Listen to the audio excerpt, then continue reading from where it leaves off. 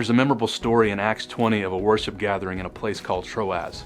The believers are gathered together on the first day of the week, hearing from the Apostle Paul. And a young man named Eutychus starts to fall asleep.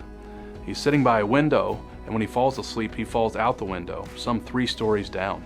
Luke said he was taken up as dead.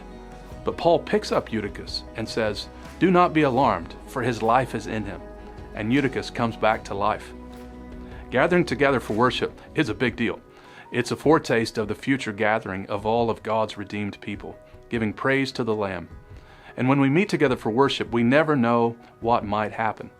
But you don't have to have some extraordinary experience like a young man being raised to life in order to justify making Sunday gatherings a regular part of your life. You see, your habits shape your life, and assembling weekly with your church is a good habit. In fact, it's actually dangerous for you not to. Hebrews 10:24-25 tells us that we need to meet together in order to encourage one another and stir one another up to love and good works. There are 3 significant aspects of corporate worship I want you to consider, 3 ways in which it nourishes our souls and strengthens our faith. First, listening to God's Word. Luke tells us that Paul spoke to the church in Troas until daybreak. That's how much the saints wanted to hear his teaching. And today we still gather weekly to hear God's Word preached.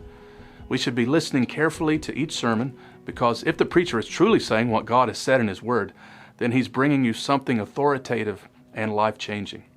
Secondly, sharing the family meal. In Troas, the believers gathered together to break bread. This was the Lord's Supper, the meal by which we remember Jesus' sacrifice and His kingdom. The meal in which we get to see the gospel, ponder God's provision, taste Jesus' forgiveness, and look forward to the day in which sin and sorrow are no more. It is such a privilege to enjoy this table with other believers. Third, singing and praying. Singing has always been an important aspect of the worship of God's people. It's what the liberated people of God do, sing, and sing joyfully of grace. Singing God's praises is good for the heart. And although we're singing to God, we are also singing to one another. The truths that we're singing about build us up and build up those around us. Singing has a way of unifying us. Prayer, like singing, also fills the pages of Scriptures.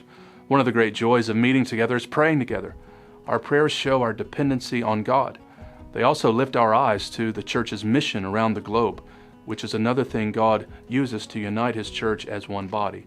It is not only right to prioritize meeting with your local church, it is good and exciting to do so.